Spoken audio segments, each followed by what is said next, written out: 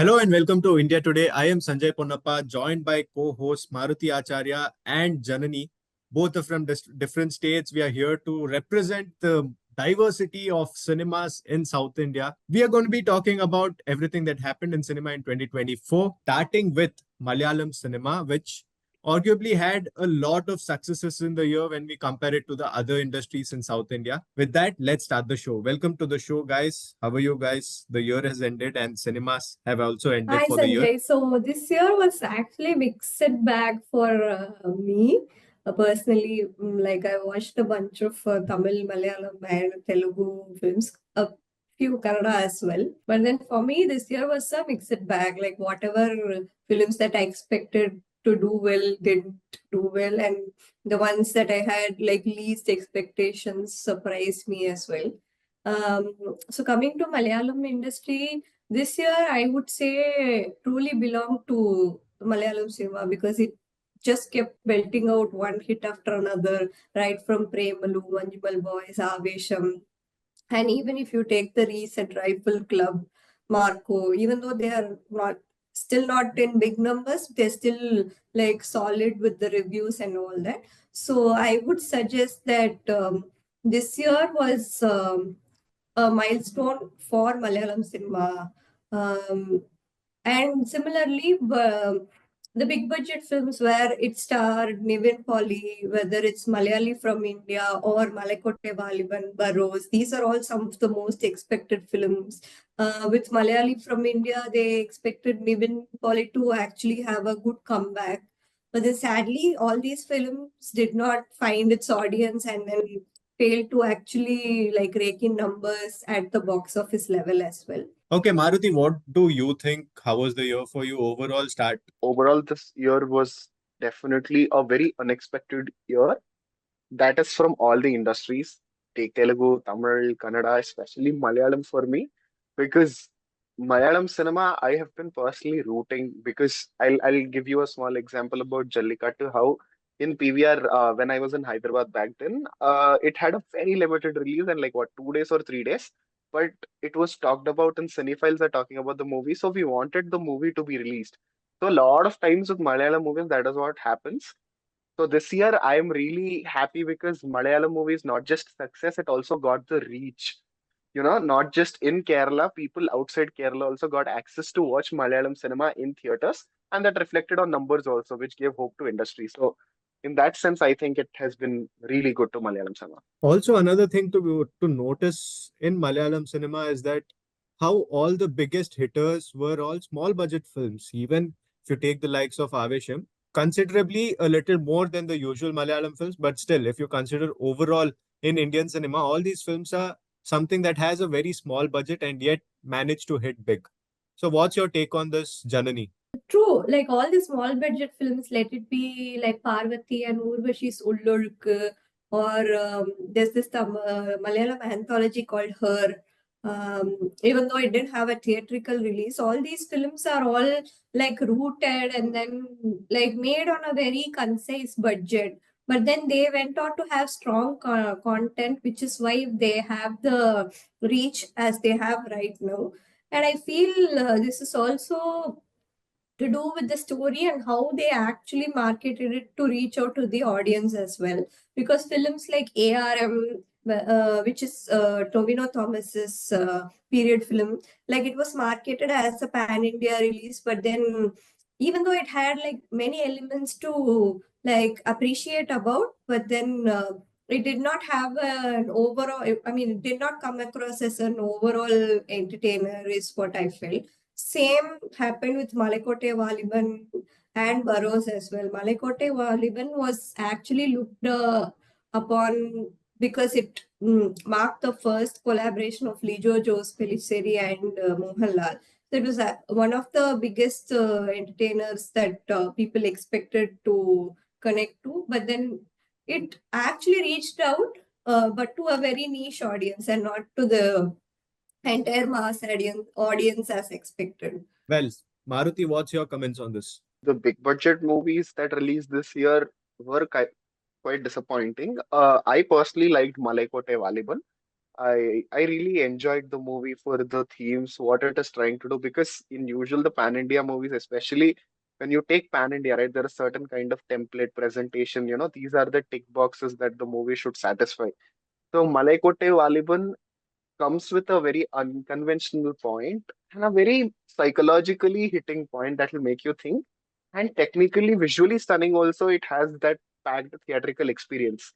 But that again, it is all about how you pitch the movie. I think not just in Malayalam industry, I see that trend in other movies also, especially all these pan-India pitch movies. Why are the small budget movies working? Is because of the way they pitch. From the get-go, they are made on a stringline budgets, and the characters are more relatable. There is more story for you to drive that film. But when it comes to pan India, right, it is very important for you to set the right expectations of what are you entering the movie. Because if you look at Malaikote Valiban's trailer or ARM's trailer, I feel like the promotional campaigns of those movies did disservice to the actual product itself. So you trained your, especially with Malaikote Valiban, the way they have hyped up the movie, I think that really backfired. The movie is not an underwhelming product, but because the way they've hyped it up is why you think it is something else. And because Malayalam cinema has been in conversations about not being able to give this pan India cinema and all those kind of conversations, they actually tried something unconventional. So again, those check marks were rejected by Malayalam audience because you have to understand what is the reason why there is a structure in that industry, right? So all these calculations went wrong. That's why I personally feel, the big budget movies didn't work. Another thing to notice here is that how all the films in Malayalam cinema has been getting more reach in recent times, especially after the pandemic. People have been raving about Malayalam cinema because of the many films that they produce, which is so content driven and content oriented. Even recently, we heard Anurag Kashyap speak about how he wanted to be in a Malayalam film and he managed to get himself one with Rifle Club. And then we also heard Mohanlal's interview where he said that it is a responsibility now that we produce good content because everybody is watching us and that the audience needs to develop this habit of watching so many films. So, Janani, you tell me, what do you feel about this phenomenon of Malayalam cinema opening up to the rest of the country and everybody having their eyes on it? During the COVID days, that is when Malayalam cinema peaked for everybody, whether it's Fahad Fasil's films or Mohanlal films. Everybody, like, since they were all glued to the OTT channels, people were actually like opening up to Malayalam cinema. And this year truly like presented them such diverse films as well. Like you take the national award winning Atom, for example. It released in 2023 December, but then it didn't have a like that bigger release back then. And then when it released again in the OTT, or when it was re-released in January, that is when people actually like lapped up the film and then like understood how important that film was for women and for everybody else who are like working with women. That like that there are so many other films. So and I saw a lot of films this year, for example, Premalo, Manjummel Boys, Aavesham, and right now Rifle Club and Marco. These are all the films that actually like transcended from Kerala and had releases in other languages as well, concentrating on the dubbing because it needs to reach to another section of audience is something that I see as a big reach for Malayalam cinema. Right. Maruti, what's your take on this? Definitely, the attempts from the side of industry has considerably increased. And all thanks to OTT and stuff, there's a lot of talking happening about Malayalam cinema in general. So now what happened is that, see, with KGF and Kantara, what happened is that they were not initially dubbed into or released. So the talk and the demand for the movie is what created the release and hysteria, even Pushpa for that matter. So this has been the trend, and 2024 is the year for that break point of Malayalam cinema. So it's that break-even point where there is equal demand, and overall they created that impact that, yes, even if our movies, irrespective of the language and the setup, if you release in your language, it will work. Looking at the demand and producers, I think this year distributors from other language also took that leap of faith, and then they took that step to release these movies, and that's how the results also reflect that. And another thing is Malayalam cinema, which not a lot of people are talking about, is the experience, the big auditorium experience, watching it with people. The cinematic experience is something that is very, very important for you to get the tickets sold. Malayalam cinema has figured out a niche way of getting that done. Not like a magnum opus experience, but like Sukshma Darshini is one such example. I would like to say that it is a very simple movie if you look at it. But trust me, if you watch it with audience in the auditorium, the experience itself is so memorable. So if you look at the Pan India movies and Sukshma Darshini, or for that matter, Bramayugam or Manjummel Boys, they are technically brilliant. 2018 is another example. So they are not exactly trying to replicate the existing model to building a world or something. They are giving their life, their stories only, but catering to the auditorium experience. So I think they've cracked that and promoted it well. I think that is the reason why they are able to reach this big. One more point is King of Kotha, for example. That is a proper, like, let's take a formula and make kind of a movie. So that didn't work. So the difference is evident. While in 2024, Malayalam cinema made a lot of sound, another thing that made even more sound nationwide is the HEMA Committee Report, again, arising from the Malayalam film industry. So, Janani, you tell us what's your take on the whole incident? How did it affect the film industry on a whole? What was the HEMA Committee Report?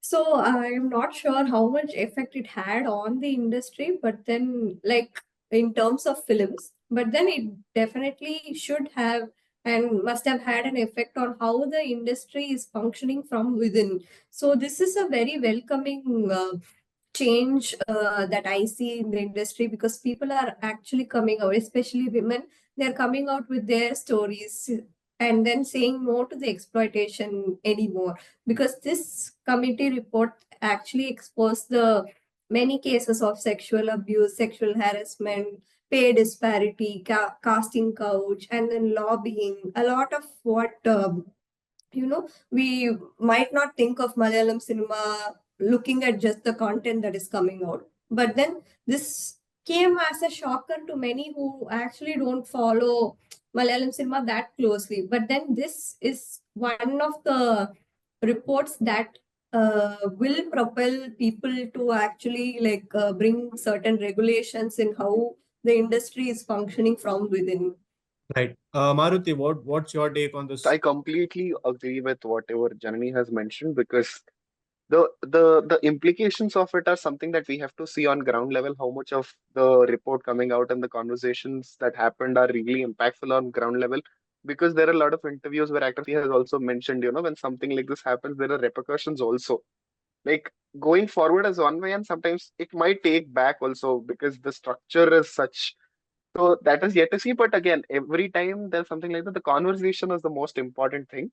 And the SEMA committee report raised some important questions about a lot of things that are not just restricted to Malayalam industry. If you look at it, it is in every industry, every film industry, and every sector where people work. So I pray that it reflects on ground as well. Yes, that was a really good point that you made, that how because of the HEMA committee report, it sparked a lot of conversations in all the neighboring industries as well, and how every industry wanted a committee for women's safety after this particular incident broke out into the big scene.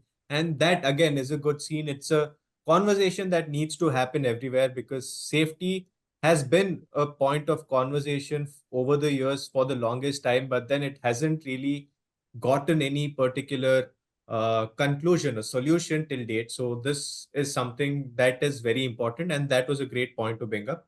While that was Malayalam cinema, fingers crossed for 2025. Thank you for joining in, and Maruti Acharya and Janani. With that, signing off for the year 2024, I am Sanjay Ponnappa for India Today.